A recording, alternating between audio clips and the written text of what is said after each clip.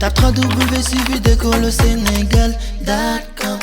À école au Sénégal, c'est facile, tu n'as qu'à te connecter. Tape école au Sénégal, les leçons sont beaucoup plus détaillées. Bien, tout à l'heure, en parlant de la genèse de la création de l'espace nord-européen, de l'espace européen, autant pour moi, nous avons dit que l'Europe représente pratiquement 6,75% des terres émergées. Donc, ça veut dire que l'Europe n'est pas si grande comparée à l'espace nord-américain, comparée à l'Afrique et même comparée à l'Asie. L'Europe n'est pas si grande que ça. Mais malgré tout cela, l'Europe a une population qui est très, très élevée. On dénombre ici 730 millions.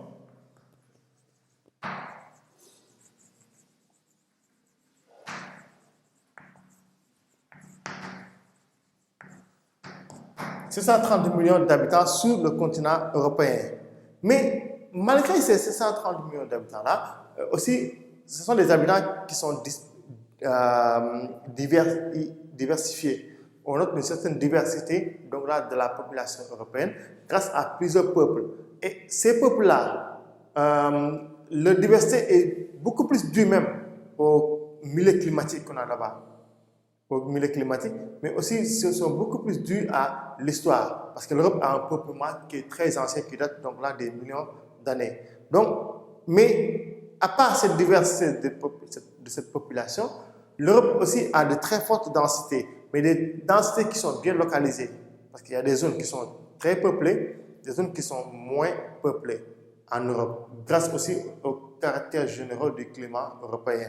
Mais on voit que malgré tout, malgré qu'on a une forte population, la croissance elle est très lente.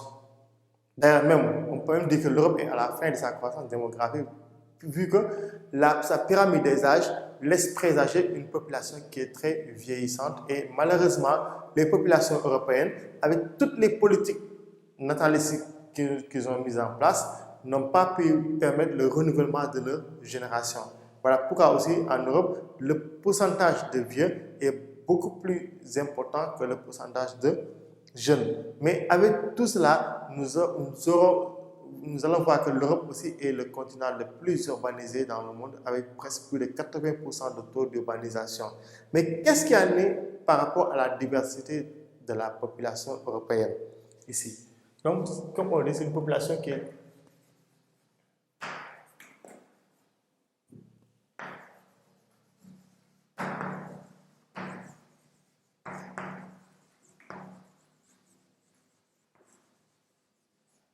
pourquoi ici on parle de population qui est très diversifiée? D'abord, donc ce qu'on peut dire par là, c'est que ce continent-là a un peuplement qui est très ancien et qui date de presque plus de 10 000 ans.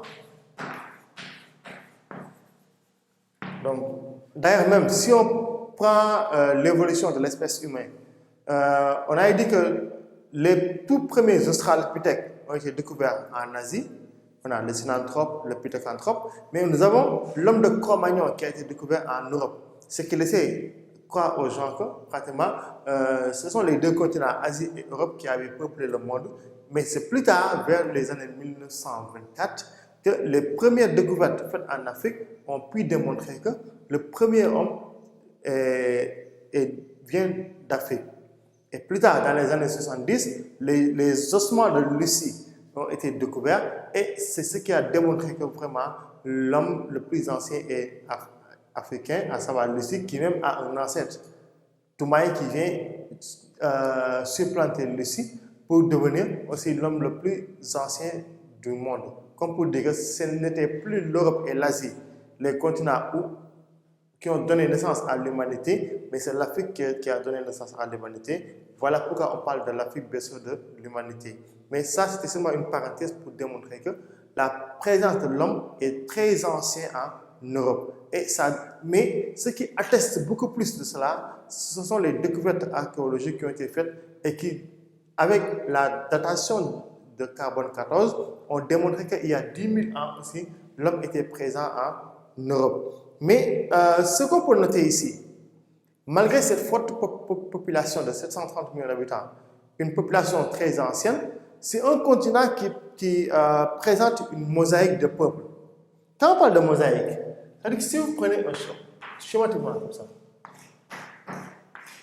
Donc, nous avons plusieurs cadres. Et on peut dire que chaque cadre peut représenter un peuple en Europe. Donc, cela démontre qu'il y a plusieurs peuples qu'on peut avoir sur le continent européen. Mais, d'abord, ce sur quoi on doit s'accorder ici, c'est que la plupart de tous les Européens ont tous la même race. C'est ce qu'on appelle des leucodermiques.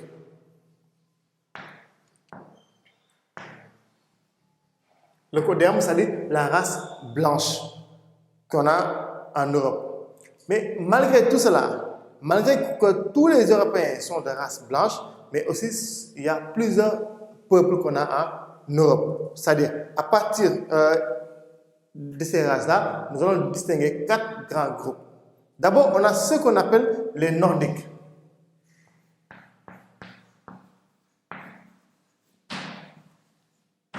Les Nordiques qu'on va retrouver en Grande-Bretagne,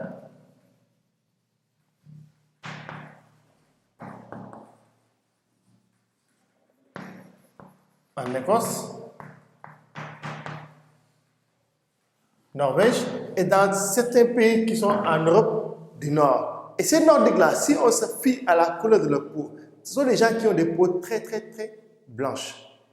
Pourquoi? C'est à cause de la température. Ils sont un peu éloignés donc, des zones ensoleillées. Ils sont beaucoup plus soumis à l'influence de l'air polaire, ce qui fait que la non-présence en général du soleil fait que ces peaux sont de couleur blanche. Ça, c'est les premiers peuples qu'on avait en Europe. Deuxième peuple qu'on a ici, nous avons les Slaves.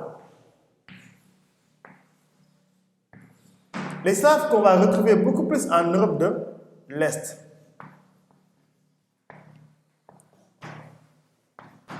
En Europe de l'Est, surtout vers la Russie, vers les pays qui sont les pays qui faisaient partie de l'ancien bloc soviétique.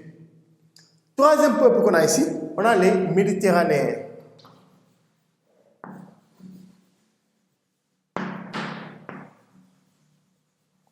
Les Méditerranéens qu'on va retrouver vers la France, Espagne, Italie, Portugal, Grèce. Donc, c'est tous ces peuples-là, tous ces gens qu'on va retrouver vers l'Europe du Sud, qu'on appelle les Méditerranéens et qui sont de couleur un peu bronzée grâce aussi à la présence du soleil. Et dernier peuple qu'on a ici, ce sont les peuples qui vivent dans des montagnes qu'on appelle les Alpins. Les Alpins qu'on va retrouver au niveau des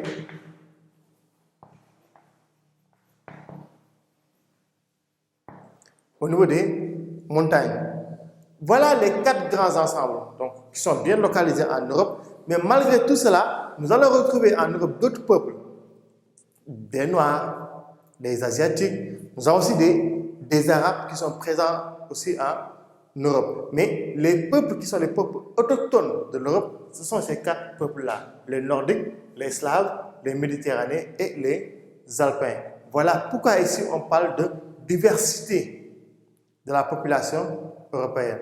Deuxième élément ici, c'est que malgré cette diversité-là qu'on a ici, on a ici une population qui est inégalement répartie. Pourquoi on parle de l'inégalité de la répartition? D'abord, on peut même dire que l'Europe est le plus densément peuplée des continents à cause de sa densité qui est de 64,5 habitants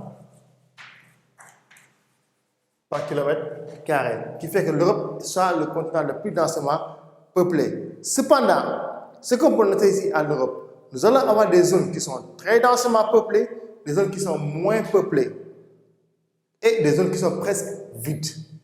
D'abord, si on prend par exemple l'Europe de l'Ouest,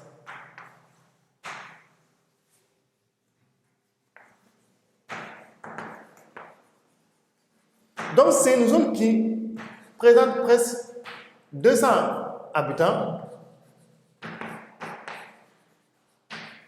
par kilomètre carré. Donc c'est presque la zone la plus peuplée de l'Europe. Et pourquoi cela? On l'avait dit tantôt, à cause peut-être que du climat qu'on a là-bas, un climat qui est favorable donc là, à la vie, et à cause du climat qui est favorable à certaines activités comme le tourisme, l'agriculture et l'élevage, qui fait que l'Europe, donc là, qui correspond à la zone la plus densément peuplée, à savoir la zone qui part de l'Angleterre jusqu'au sud de l'Italie.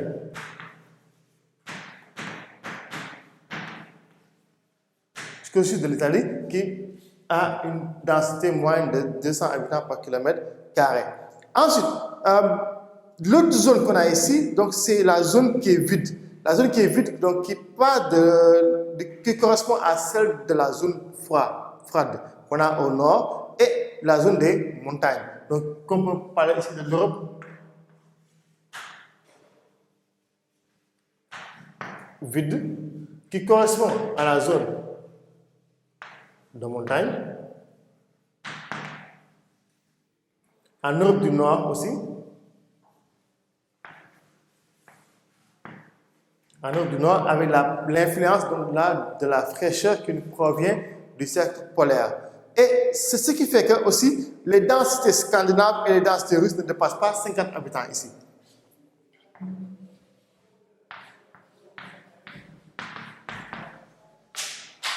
Habitants par kilomètre carré, ce qui fait qu'on n'a pas de très forte densité ici. Donc là, ça c'est le deuxième aspect donc là, de la population européenne avec des densités qui sont un peu inégales. D'abord, comme j'ai dit, des zones qui sont très peuplées, à savoir l'Europe de l'Ouest, des zones qui sont moins peuplées, à savoir l'Europe du Nord, et des zones qui sont très vides, c'est l'Europe presque vers le cercle polaire, grâce aussi là-bas à de très fortes influences climatiques qu'on a dans cette zone-là.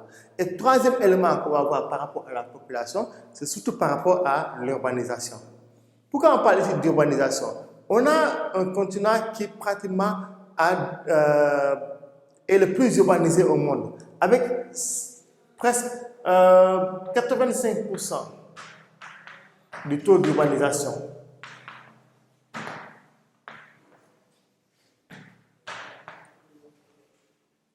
85% du taux d'urbanisation qu'on a ici. Si on prend la population européenne, on se rend compte que pratiquement sur 10 habitants, 9 sur 10 habitent dans la ville. Mais ça, pour le comprendre, il faut remonter vers le 19e siècle avec la deuxième révolution industrielle qui a permis la croissance des grandes villes et la croissance des populations des grandes villes dû seulement au phénomène de l'exode rural. Quand il s'est agi de mécaniser l'agriculture, donc beaucoup de gens qui étaient dans le monde rural, ayant perdu le travail, ont quitté les zones et sont venus s'installer au niveau des zones urbaines. C'est ce qui a augmenté la taille des populations urbaines. Voilà pourquoi même en Europe, nous avons plusieurs villes qui ont presque plus de 5 millions d'habitants.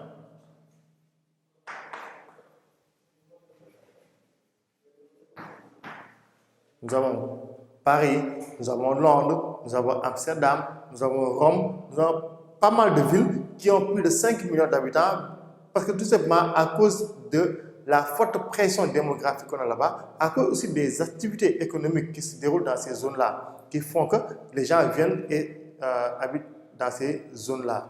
Donc là aussi, c'est voilà pourquoi on parle donc là de zones pratiquement qui sont très peuplées, des zones urbaines. Autre conséquence, c'est la croissance démographique. L'Europe est soumise actuellement et même à la fin de sa transition démographique. Si nous faisons l'étude de la transition démographique de l'Europe, au sortir de la deuxième révolution industrielle, l'Europe était à sa deuxième phase de transition démographique. Et cette deuxième phase-là avait noté une hausse du taux de natalité, mais aussi une baisse du taux de mortalité. Mais plus on avance dans le temps, il y a eu des politiques antinatalistes qui ont été mises en place, comme la politique malthuiste. Cette politique qui limitait les naissances. Ce qui fait que nous sommes dans une phase où on a la courbe qui redescend avec une faible natalité et une faible mortalité. Et si on fait l'étude de la pyramide des âges de l'Europe, on a une pyramide des âges qui a un sommet qui est très large et une base qui est très rétrécie. La base qui est composée des jeunes est très rétrécie et le sommet est très large, ce qui donne ici la dominance des personnes âgées.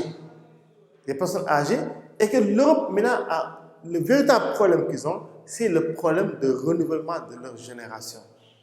Voilà pourquoi même dans certains pays de l'Europe, sur le plan de l'immigration, ils favorisent beaucoup plus l'immigration pour avoir de la main-d'œuvre. Parce que tout simplement, leur population est vieillissante, il faut remplacer les seniors qui étaient là-bas. Si on regarde même, par exemple, ce qui s'est passé en 2020 avec la pandémie de la COVID-19, par exemple, mais si on essayait de voir les tranches d'âge qui étaient les plus touchées par cette pandémie, c'était les seniors en Europe.